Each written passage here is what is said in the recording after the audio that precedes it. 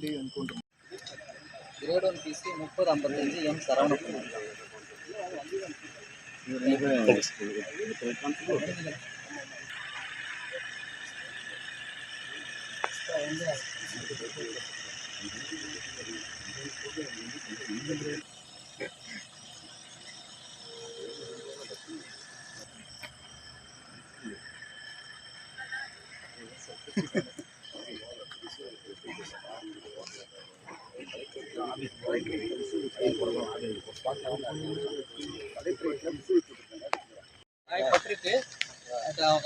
போலீஸ்க்கு இதுல எத்தனை பேர் சார்? 3 பேர்.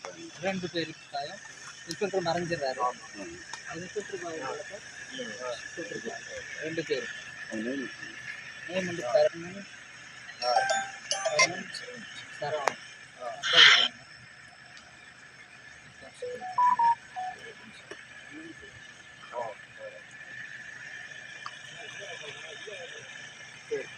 கான்ஸ்டபிள் 1259.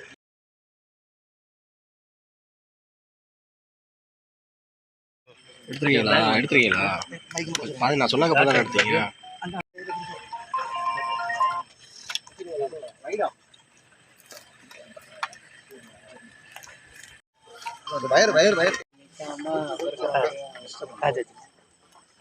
ஸோ அந்த டைமில் திருப்பி அடுத்த பெருங்குடி ஜங்ஷன்கிட்டையும் திருப்பி நிறுத்துறாங்க. நிறுத்தாமல் நேராக இதுக்குள்ளே விட்டுறாங்க. அதை ஃபாலோ பண்ணிட்டு வந்த இன்ஸ்பெக்டர்ஸும் அவரை வந்து இங்கே கைது பண்ண முயற்சிக்கிறாங்க. கைது பண்ண முயற்சிக்கும் பொழுது அவங்க 2 போலீஸ் கூட வராங்க. அதில் அந்த அருவா கையில் வச்சுருந்தவன் 2 போலீஸையும் காயப்படுத்துகிறான். நல்லா வெட்டு. ஆனால் அவங்க ஹாஸ்பிட்டலில் இருக்காங்க. திருப்பி இன்ஸ்பெக்டரும் அவரை தற்காக்க சொல்கிறாங்க. இருந்தாலும் அவன் அவனுடைய இந்த பிஸ்டல், ஒரு கண்ட்ரிமேட் பிஸ்டல் வச்சுருக்கான். அதில் வந்து ஒரு ஃபயர் பண்ணதில் அவங்க போய் மறைஞ்சதில் இதில் வந்து பட்டுருச்சு, காரில் பட்டுருச்சு. ஸோ அப்போ ஃபயர் பண்ணுற அளவுக்கு அவன் இருக்கும்பொழுது, ஒரு தற்காப்புக்காக சுடும்பொழுது, காலில் சுடும்பொழுது அவனை குனிகிறதுல அவனுக்கு செஸ்ட்டில் பட்டுருக்கு. ஸோ அதனால் அவனை அப்படியே நேராக ஹாஸ்பிட்டலுக்கு இமீடியட்டாக கொண்டு போயிடும். இங்கே பக்கத்துலேயே இருக்கிறதா வேளாண்மாள் 15 மினிட்ஸ் 10 to 15 மினிட்ஸில் நாங்கள் அங்கேயும் கொண்டு போயிடும். அவங்க கொண்டு போயிட்டு பார்த்துட்டு சொல்லியிருக்காங்க. ஸோ அதனால் ஜிஹெச்சுக்கு கொண்டு போய் ப்ராட் டெத் சொல்லியிருக்காங்க. சார், நீங்கள் வந்து ஆணையாளரை பொறுப்பேற்றுட்டு ரொம்ப குறைவான குற்றச்சம்பவங்கள் தான் நடந்திருக்கு. இது வந்து 2 கோஷ்டியில் நடக்கக்கூடிய கொலை சார். இது வந்து ஒரு குற்றமாக நம்ம பார்க்க முடியல. ரவுடிகளுக்கு நீங்கள் சொல்லக்கூடிய அதாவது சட்டத்தின் அடிப்படையில் நடவடிக்கை எடுக்கிறோம். இதை வந்து அவனுக்கு வந்து எல்லா காஷனும் கொடுத்துருக்கு. அவனை சட்டத்திற்கு முன்னாடி உட்பண்றது. பட் அவன் வந்து ஆய்வாளரையே தாக்க முற்படும் பொழுது செல்ஃப் டிஃபென்ஸில் பண்ணுறோம். என்ன இதுனா இந்த மாதிரி இருக்கும்போது கடுமையான நடவடிக்கை எடுக்க வேண்டிய சூழ்நிலை இருக்கிறதால கடுமையான நடவடிக்கை எடுக்கணும். அதுதான் வேறு இல்லை சார். வளர்ந்து வரக்கூடிய ரவுடிகளுக்கு நம்ம சொல்லக்கூடிய அந்த எச்சரிக்கை பதிவாக என்ன சார் எடுத்துக்கலாம்? நிறையா சீரார்கள்லாம் கொலையில் குற்ற சம்பவங்களில் ஈடுபடுறாங்க. கூலிப்படைகள் பெருத்து போயிடுச்சு. தனிநபர்களுக்கு இருக்கக்கூடிய விரோதமாக வந்து கூலிப்படைகளை பயன்படுத்த எல்லா நடவடிக்கையும் தடுப்பு நடவடிக்கையும் எடுத்துகிட்டு இருக்கோம். எல்லா தடுப்பு விதமான நடவடிக்கையும் எடுத்திருக்கோம். என்ன நுண்ணறிவு மூலமாக நடவடிக்கை எடுத்துருக்கோம். என்ன தடுப்பு நடவடிக்கை எடுக்கணும்னா அதையும் நம்ம எடுத்திருக்கோம். அதுக்கு சட்ட ரீதியாக கடும் நடவடிக்கை என்னவோ அதை நம்ம எடுத்துகிட்டு இருக்கோம். இது வந்து ஒரு எக்ஸப்ஷனல்.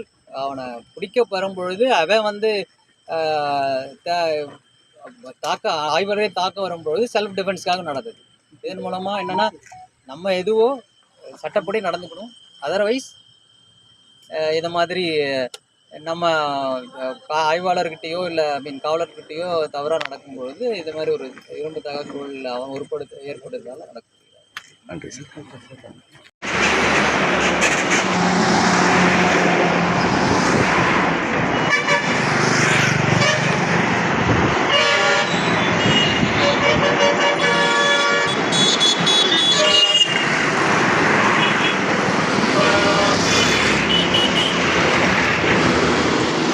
நீங்கள் ஃப்ரெஷ்ஷா